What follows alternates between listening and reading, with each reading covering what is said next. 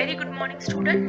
Today we'll see chapter number 9 analysis of financial statement problem number 11 to 14. Already मैंने आपका 8 problem number 8 तक cover किया है. Now problem number 9 and 10 is for a cash flow statement. तो वो दो जो है प्रॉब्लम वो हम रेशियो के बाद देखेंगे बिकॉज वहाँ पे लिटिल बिट मोर एक्सप्लेनेशन वहाँ पे चाहिए, तो वो थोड़ा सा डिफिकल्ट है. तो पहले हम इजी प्रॉब्लम सॉल्व करते हैं और फिर उसके बाद जब ये रेशियो एनालिसिस के सब प्रॉब्लम सॉल्व करे होगे तब मैं आपको कैश फ्लो का प्रॉब्लम सॉल्व कर बताऊंगी. ओके, सो इस वीडियो में हम प्रॉब्लम नंबर 11, 12, 13 एंड 14 देखेंगे. इसके बाद का वीडियो जो आएगा उसमें हम 15, 16, 17 देखेंगे. आई थिंक सिर्फ 17 ही प्रॉब्लम दिए है आपको और उतने ही आपके बोर्ड सॉल्यूशन के लिए काफी है. So let's start. ना हमने कवर क्या क्या किया है. सो ऑलरेडी हमने ये सब कुछ मेरे वीडियोस में देखे हैं स्टार्टिंग में. अगर आपने पहले से नहीं देखा है तो प्लीज आप पहले से वीडियो देखो, प्लेलिस्ट में जाओ, वहाँ पे एनालिसिस ऑफ फाइनेंशियल स्टेटमेंट एक प्लेलिस्ट का नाम है, बस वहाँ पे क्लिक करो, you will get all videos. तो ऑलरेडी हमने ये comparative statement, common size statement देखा है. अब बस कैश फ्लो बाकी है और आज हम देखेंगे इसका objective meaning and accounting ratio. Okay, बेशक मैं आपके लिए लेकर आऊंगी बट उसके लिए थोड़ा इंतजार करना होगा. So let's start. Today will see ratio. अब ये रेशियो क्या है? देखो पहले दिया है उन्होंने ratio. First will see the meaning. Ratio is a mathematical numbers that measure the relationship between two accounting figures. Now simple word में अगर आपने कभी कुकिंग का चैनल देखा होगा तो देखो मोस्ट प्रोबेबली वो कहते हैं कि 4 कप अगर आप मैदा लेते हो तो उसमें आप 2 कप पानी डालो. So this is called ratio. So बस यही रेशियो हमें कहाँ पे करना, यूज करना है अकाउंटिंग फिगर्स में. कैसे करना है, कैसे कैलकुलेट करना है, ये हम सीखेंगे आज. Now second point, it is also called off course financial ratio. हम रेशियो जैसे यहाँ पे कुकिंग रेशियो है, यहाँ पे हम जैसे बताते हैं कि 4 कप मैदा लोगे तो 2 कप पानी लो, अगर 4 कप शुगर लोगे तो 2 कप उसमें दूध मिलाओ. तो ये रेशियो जैसे होते हैं वैसे यहाँ पे फाइनेंशियल रेशियो होते हैं कि करंट असेट करंट लायबिलिटी से कितने ज्यादा है, कैपिटल एम्प्लॉयड नेट सेल से कितना है. So this all call financial ratio. Don't worry, जैसे हम सॉल्व करेंगे आपको पता चलेगा. It can be express as a fraction proportion और परसेंटेज. जैसे यहाँ पे फ्रैक्शन प्रोपोर्शन में बताया है, ऐसे हम बता सकते हैं 4/2, या ऐसे परसेंटेज में बता सकते हैं 20%, 30%. आपको इस दो तरीके से लिखना है. तो कौन से अकाउंट हमको फ्रैक्शन प्रोपोर्शन में लिखने हैं और कौन से रेशियो हमें 20%, 30% से लिखने हैं, ये आपको याद रखना होगा. तो जैसे जैसे आप प्रैक्टिस करोगे रेशियो के, you will come to know when we have to use proportional, fraction proportional and when we have to use in percentage form. Next, the use of different types of accounting ratio is to evaluate the financial performance of business. अब ये क्यों use करते हैं हम ratio? जैसे आपने देखा comparative balance sheet, common size balance sheet, उसमें हम लोग लास्ट 2 इयर्स का क्या करते थे, इवैल्यूएशन करते थे वेदर इट इंक्रीज और डिक्रीज, फाइनेंशियल पोजीशन बेटर हो रही है, बेस्ट हो रही है या वर्स्ट हो रही है. सेम ये दूसरे टूल्स है जिस टूल्स में हम सीखेंगे कि रेशियो एनालिसिस, रेशियो से कैसे डिसाइड करते कि फाइनेंशियल परफॉर्मेंस कैसे है. ठीक है, ये ऑलरेडी मैंने इंट्रोडक्शन पार्ट में सिखाया है कि कितने टूल्स है, किस टूल से हम कैसे फाइंड आउट कर सकते हैं हमारा फाइनेंशियल परफॉर्मेंस. तो common size trade, then comparative size trade, then cash flow से फाइंड आउट कर सकते हैं. Then last one is ratio. Ratio से भी हम फाइंड आउट कर सकते हैं कि हमारी फाइनेंशियल पोजीशन कैसी है, हमारी मतलब वो कंपनी की फाइनेंशियल पोजीशन कैसी है. ओके, अब आपके सिलेबस में क्या क्या रेशियो, ऐसे तो बहुत means I can say 50, more than 50 ratio होंगे all over F Y, S Y, T Y, M com मिलाकर. बट आपको आपके सिलेबस में इतने ही रेशियो करने हैं. ना इस रेशियो भी उन्होंने डिवाइड किया है बैलेंस शीट रेशियो, मतलब जहाँ पे हमें बैलेंस शीट की इंफॉर्मेशन यूज करके रेशियो फाइंड आउट करना है उसे कहते हैं balance sheet ratio. Then income statement ratio, जो इनकम से मतलब प्रॉफिट एंड लॉस से, ट्रेडिंग अकाउंट से जहाँ यूज करनी होगी हमें इंफॉर्मेशन। देखो ये नेट सेल्स, जीपी, ये सब ट्रेडिंग अकाउंट में मिलता है, ठीक है। ये net profit, net sales trading account and profit and loss से मिलता है।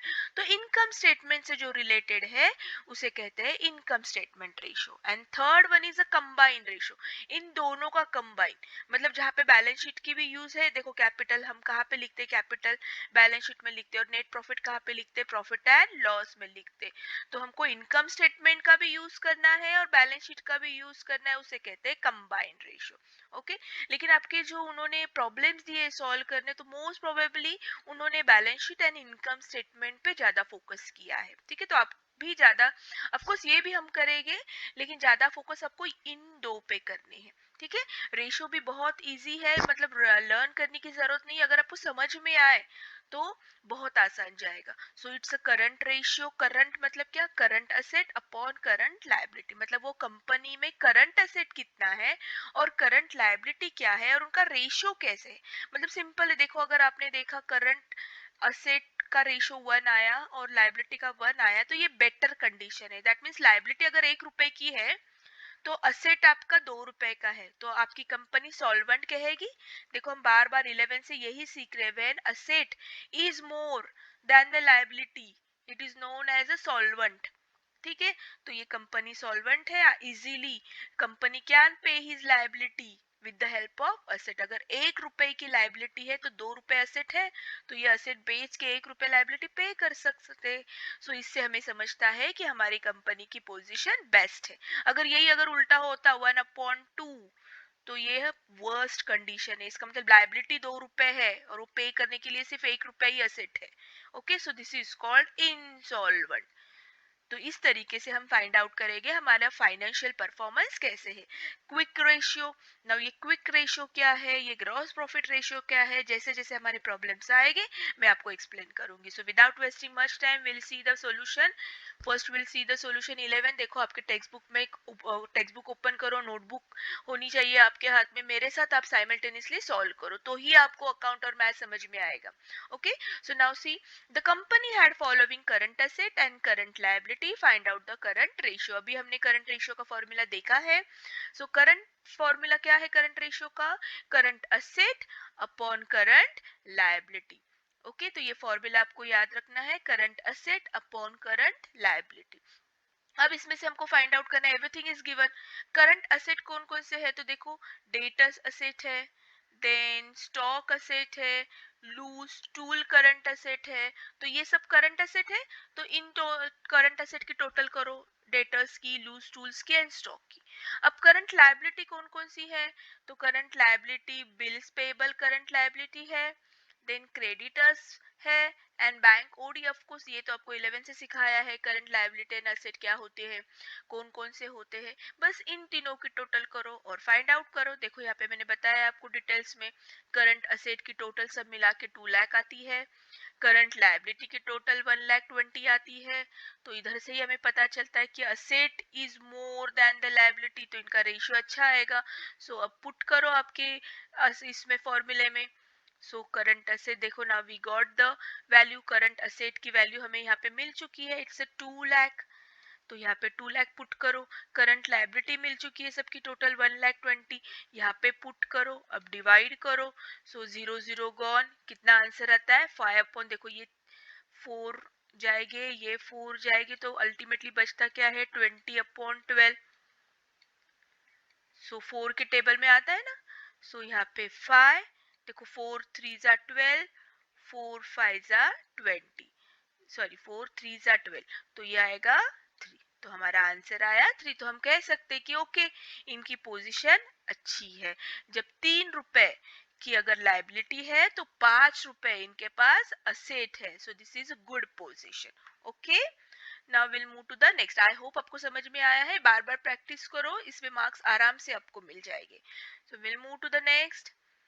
Current asset of the company 6 lakhs and ratio 2:1, find out the current liability. देखो यहाँ पे उल्टा दिया है, यहाँ पे करंट एसेट की टोटल दी है, तो इन्फॉर्मेशन क्या क्या दी है वो हमें ढूंढना है। करंट रेशियो आंसर भी दिया है 2:1, आपको लायबिलिटी फाइंड आउट करनी है। तो सिंपल, पहले आप करंट रेशियो का फॉर्मूला लिखो, क्या लिखा है रेशियो का, अभी हमने देखा current asset upon current liability. अब किस किस की इंफॉर्मेशन हमें पता है, करंट रेशियो की इंफॉर्मेशन पता है, मतलब ये साइड की इंफॉर्मेशन पता है, करंट असेट दिया है, हमें ये फाइंड आउट करना है, तो बस उसकी इंफॉर्मेशन पुट करो। देखो इंफॉर्मेशन करंट रेशियो 2:1, मतलब 2/1 ऐसे ही लिखते हैं ना हम लोग, is equal to current asset पता है लेकिन करंट लायबिलिटी हमें नहीं पता है। अब क्या कैसे फाइंड आउट करोगे, तो ऑफ कोर्स देखो आप 9th 10th का याद करो, इसको हम लोग x मानोगे तो क्या होगा, ये क्रॉस मल्टीप्लिकेशन ये ऊपर जाएगा ये इधर जाएगा, ये मैथ्स आपको आना चाहिए, ठीक है। तो हमारी इक्वेशन ऐसी होती है, क्रॉस मल्टीप्लिकेशन करोगे तो। अब क्या करोगे, अब ये करंट लायबिलिटी फाइंड आउट करनी है, ये 2 को अगर हम यहाँ पे लेकर जाओगे तो यहाँ पे वो डिवाइड बन जाएगा। सो देखो, तो will get the current liability 3 lakh. Done, समझ में आया। अगर आपको ये चेक करना है करेक्ट आंसर है तो आप पुट करके देखो, करंट एसेट ऑलरेडी 6 लाख तो दिया है, ठीक है। देन अभी हमें क्या मिला है, करंट लायबिलिटी मिली है 3 लाख, तो देखो 3 लाख आंसर मिला है। अब चेक करो, तो ये 50 गॉन 50 गॉन। अब देखो 3 1 3, 3 2 6, तो आंसर आया ना 2:1 बराबर 2:1। तो आप ये टैली भी कर सकते हो कि हमारा आंसर करेक्ट है या नहीं, 2 मिनट में आप खुद का पेपर खुद चेक कर सकते हो। Okay, so this is correct. Now will turn the page 13। देखो 13 में दिया है करंट लायबिलिटी दिया है, वर्किंग कैपिटल दिया है, इन्वेंटरी। अब ये याद रखो, इन्वेंटरी का मतलब होता है स्टॉक, घबराना नहीं है कि ये नया वर्ड क्या है, तो याद रखो इसको, इन्वेंटरी मतलब स्टॉक होता है। ओके, नाउ करंट लायबिलिटी दिया है, वर्किंग कैपिटल दिया है, फाइंड आउट करने बोला है क्विक रेशियो। अब ये क्विक रेशियो क्या है, तो पहले क्विक रेशियो का फॉर्मूला हम लिखते हैं फिर मैं आपको बताती हूँ, ठीक है। उसके पहले वर्किंग कैपिटल एक याद रखना है, वर्किंग कैपिटल ऑलरेडी हमने कहाँ देखा है, याद करो। अगर आपने इसके पहले की वीडियो देखे होगे तो मैंने आपको सिखाया है वर्किंग कैपिटल कैसे कब करना होता है, ठीक है। So working capital is equal to current asset plus current liability. इसे हम working capital, common size comparative statement अगर आपने देखा होगा तो उसमें कहीं ना कहीं हमने यूज किया है, ठीक है। आप मुझे कमेंट बॉक्स में बताओ लिखकर कि हमने ये कहाँ पे यूज किया है। ओके, सो उसका formula current asset plus current liability. अब इसमें से इंफॉर्मेशन किस किस की दी है, तो देखो वर्किंग कैपिटल की इंफॉर्मेशन दी है, करंट असेट की नहीं दी है लेकिन करंट लायबिलिटी की दी है। तो चलो पुट करो। अब क्या करोगे हम, simple, left hand right hand हम शिफ्ट करोगे करंट और यहाँ पे ऐड होगा, so will get the current asset. तो हमको अब मिल गया करंट असेट। अब करंट लायबिलिटी भी हमारे पास है, करंट असेट भी हमारे पास है, ठीक है। तो आपको ना थोड़ा सा ऑब्जर्वेशन करना है कि वर्किंग कैपिटल दिया है, मतलब वर्किंग कैपिटल का पहले फॉर्मूला लिखो, फिर कौन कौन सी इंफॉर्मेशन मिसिंग है, तो ऑफ कोर्स इसकी मिसिंग है, तो बराबर हमें फिर हमारा दिमाग चलता है। And now will get the current asset 11 lakh. Okay, अब हम बढ़ते हैं क्विक रेशियो फाइंड आउट, तो हमें क्विक रेशियो करना है। क्विक रेशियो का मतलब होता है जो इमीडिएटली कन्वर्ट होता है कैश में। Okay, of course current asset भी इमीडिएटली कन्वर्ट होती है लेकिन उसमें से एक स्टॉक जो ऐसे होता है ना, वो इमीडिएटली कन्वर्ट नहीं होता है, उसको सेल करना होता है, इट्स टेक अ टाइम। तो क्विक करंट रेशियो से फास्ट क्विक रेशियो होता है। तो क्विक रेशियो का फॉर्मूला वेरी इजी, तो बस आपको यही लिखना है, करंट रेशियो का current asset upon current liability. ये फॉर्मूला किसका है, करंट रेशियो का। बस वैसे ही लिखना है, सिर्फ माइनस यहाँ पे स्टॉक करना है और यहाँ पे माइनस बैंक ओवरड्राफ्ट करना है, ये याद रखना है आपको। क्विक रेशियो कैसे लिखना है, क्विक रेशियो ऑलरेडी आपको करंट असेट अब लास्ट के 2 प्रॉब्लम में सिखाया है मैंने। करंट रेशियो हमारा क्या होता है, करंट रेशियो का formula current asset upon current liability. बस क्विक रेशियो में भी यही लिखना है, सिर्फ थोड़ा सा एक्सटेंड करना है, यहाँ पे हमें स्टॉक माइनस करना है और यहाँ पे हमें बैंक ओडी माइनस करना है। अगर ये माइनस करने के बाद जो आंसर आएगा उसे कहते हैं quick ratio, immediately converted into the cash. तो देखो अब कौन कौन सी इंफॉर्मेशन दी है, करंट एसेट अभी हमने फाइंड आउट किया, आया समझ में हमने क्यों करंट एसेट फाइंड आउट किया, बिकॉज वी नीड इट, हमें ये फॉर्मूले में यूज करना है। So we get current asset, already current liability दिया है उन्होंने, स्टॉक मतलब इन्वेंटरी हो ये भी दिया है उन्होंने, बैंक ओडी नहीं दिया है, तो ठीक है we assume that bank OD 0 है। तो चलो फॉर्मूले में पुट करो, देखो सब इंफॉर्मेशन दिया है, 11 lakh minus stock 2 lakh 3 lakh, so it's become 9 lakh upon 3 lakh. So cut करो ये सब 0, 3 1 जा 3, 3 3 जा 9, 3:1। देखो आंसर आया क्या, गॉट इट। बहुत इजी है, आप कम से कम 3 बार करो, आपको आउट ऑफ मार्क्स मिलेगी ये चैप्टर में, डोंट स्किप इट। ठीक है। So now will move to the next. देखो 3:1 आंसर आया। चलो, calculate the gross profit ratio. Now how to calculate the gross profit ratio, तो मैंने पहले ही पेज पे आपको दिया है सब प्रॉफिट के रेशियोज। ये है इनकम बेस पे रेशियो है। ठीक है, देखो पहला ही पेज आप देखो, उसमें मैंने पूरे रेशियोज दिए, current liability, current ratio, quick ratio, GP ratio, net profit ratio. तो ये रेशियो तो सिंपल है, ग्रॉस प्रॉफिट रेशियो। तो ग्रॉस प्रॉफिट किस पे डिपेंड होता है? सेल्स पे, लेकिन सिर्फ सेल्स पे नहीं, या नेट सेल्स पे। नेट सेल्स मतलब क्या? Sales minus sales return. यहाँ पे रेशियो दिया है, प्रिंटिंग मिस्टेक है तो इसको ठीक कर दो, इट्स अ सेल्स रिटर्न। ठीक है, तो पहले फॉर्मूला हम लिख लेते हैं। तो फॉर्मूला क्या दिया है देखो। ओके, उसके पहले हमें फॉर्मूला तो ठीक है, GP upon net sales into 100। ठीक है, अब ये याद रखना है, जीपी ग्रॉस प्रॉफिट हमें परसेंटेज में डिनोट करने हैं। ओके, अभी तक के जितने भी हमने 11 12 13 प्रॉब्लम देखे, रेशियो हमने किस में किया था? फ्रैक्शन में, 2:1 3:1 में, है ना, हमारा आंसर ऐसे आया था। लेकिन यहाँ पे gross profit ratio, net profit ratio always show in percentage form, and whenever we use percentage form हम 100 यूज करते हैं। ठीक है, तो अब हमें ये रेशियो तो आपको पता है, आपके पास टेक्स्ट बुक भी है, खोलकर देखो करेक्ट लिखा है क्या मिस ने ratio. Okay, now will move to the here. नाउ ये क्यों खोला है मिस ने बीच में ही ट्रेडिंग अकाउंट? तो हमें क्या फाइंड आउट करना है? GP net sales. Net sales तो ऑलरेडी गिवन, देखो सेल्स दिया है 2,70,000 और रिटर्न है 20,000, तो नेट सेल्स तो हमें पता है 2,50,000, ये तो पता है। लेकिन जीपी फाइंड आउट करना है, जीपी तो रेडीमेड नहीं दिया है। और जीपी कैसे फाइंड आउट करते हैं? With the help of trading account. Okay, 11th में हमने सब सीखा है ट्रेडिंग अकाउंट में कैसे जीपी फाइंड आउट करते हैं। 12th में पढ़ा है हमने जीपी कैसे फाइंड आउट करते हैं। तो to find out the GP gross profit we have to open trading account. ये वर्किंग नोट है, हाँ, आप ये नहीं बताओगे तो भी चलेगा, आप कहीं रफ में लिखोगे तो भी चलेगा। ठीक है, सो ये वर्किंग नोट है। तो यहाँ पे हम जीपी में हम क्या क्या यूज करते हैं? सेल्स की इंफॉर्मेशन गिवन, रिटर्न, तो हमारा नेट सेल्स मिल गया 2,50,000। और क्या क्या इंफॉर्मेशन दी है? क्लोजिंग स्टॉक, ऑफ कोर्स हम क्लोजिंग स्टॉक यहाँ पे लिखते हैं। और क्या दिया है? ठीक है, ऑपरेटिंग स्टॉक, ये ओपनिंग स्टॉक है, सो ये ओपनिंग स्टॉक 45,000। ठीक है, स्पेलिंग मिस्टेक बहुत है, सो ओपनिंग स्टॉक, यहाँ पे ओपनिंग स्टॉक। ओके, 45,000। और क्या दिया है देखो, सब सब इंफॉर्मेशन हम यूज कर रहे हैं। ऑफ कोर्स नेट परचेस, तो परचेस, नेट परचेस मतलब क्या? Purchase minus purchase return. तो डायरेक्टली उन्होंने रेडीमेड अमाउंट हमें दी है 1,50,000, तो 1,00,000 अब पुट करो। Now will get the GP, इसकी total credit minus debit, we get the GP. तो डन, नाउ हमें फॉर्मूला मिल गया है, अब पुट करो। सो सी फॉर्मूला पहले लिखो यहाँ पे, GP ratio is equal to GP upon net sales into 100। अब इंफॉर्मेशन देखो, 80,000 into 100 upon 2,50,000, don't forget to write here net sales, हाँ, नेट सेल्स मतलब सेल्स माइनस सेल्स रिटर्न। ठीक है, कभी कभी रेडीमेड भी देंगे वो, कभी कभी हमें कैलकुलेट करने होगा, और कभी सिर्फ सेल्स देंगे, नेट ये रिटर्न नहीं देंगे। तो ठीक है, अगर सेल्स दिया है तो सिर्फ सेल्स लिखेंगे फिर। Okay, so this is formula, we put 32%। इसका मतलब जब सेल हम करते हैं तो उस पे हम जीपी कितना कमाते हैं? 32%। So this is, we can say good, good position, अच्छा कमा रहे 32%। ओके, सो जितना ज्यादा परसेंटेज हाई उतनी वो कंपनी का जीपी रेशियो गुड, उतना फाइनेंशियल पोजीशन गुड। देखो जितने हमारे 12 के परसेंटेज हाई उतना हमारा performance good. So same here, जितना इनका ये रेशियो हाई आएगा, बढ़ते बढ़ते जाएगा, उतना क्या कहेंगे कि इनका परफॉर्मेंस जो है, financial performance, that is a very good. Okay, so I hope आपको रेशियो समझ में आए हैं।